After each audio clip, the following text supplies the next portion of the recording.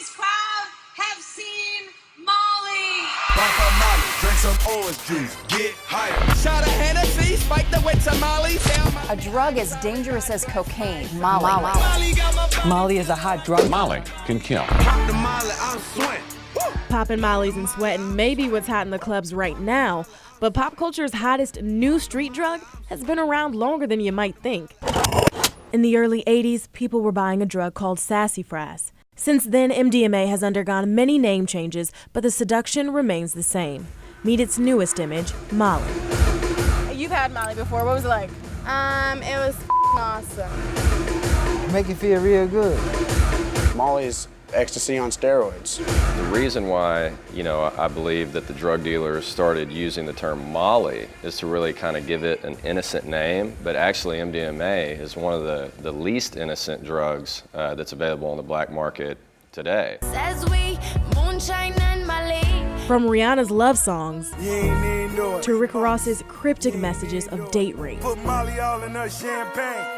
She ain't even know it. Molly is the leading lady in mainstream music right now.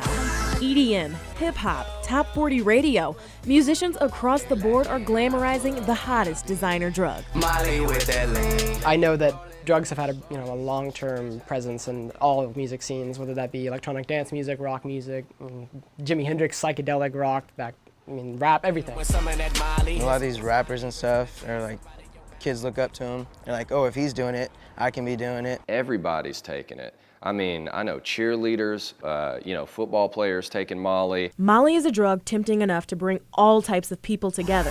It's often found at raves and dance clubs, but what's scarier, kids too young to get into the clubs are using Molly too. They get introduced to it in all kinds of ways. 14, 15, and I hate seeing them that young. And it's not hard to find. It's absolutely the easiest probably thing that you can get. And it's just easy as hell to get a hold of. And Molly is affordable. This isn't coke or meth, where a gram can cost up to $250.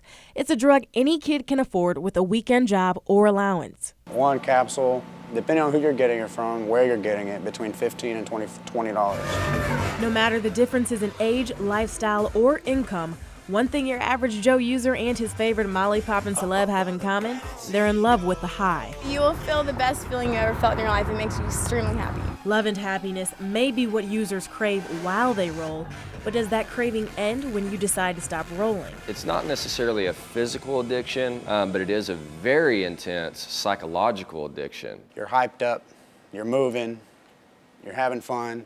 So psychologically, you're like, man, I just can't have fun without it. Okay, so you might not experience physical addiction when you're taking pure MDMA, but there's no way to be positive that's what you're getting. Whenever you buy Molly, people are mixing these things with hydrocodone, they're mixing it with BC powder, baking soda.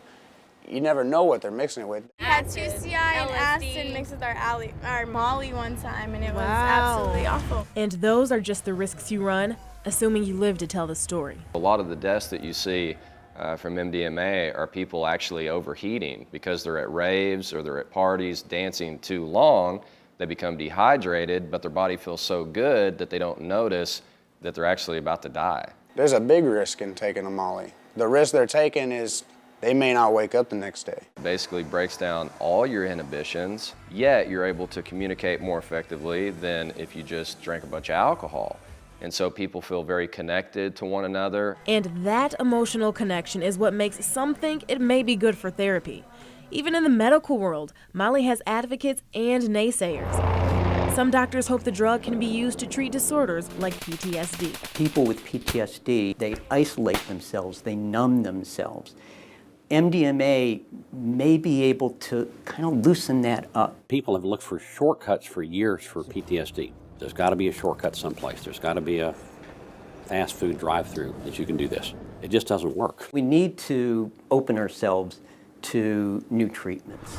MDMA offers promise. But does the research warrant the optimism? The studies I saw were very, very weak.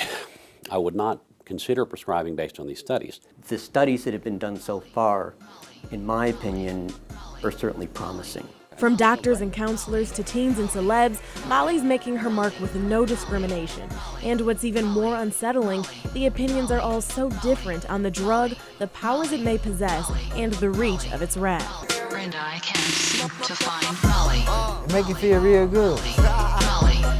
MDMA is a very scary drug. It releases more serotonin in your brain, so you're awfully happy. It kills your brain cells. It destroys your life. Please help me find Molly. So have you seen Molly? A lot of people have, but no one's sure who she'll turn out to be. Molly.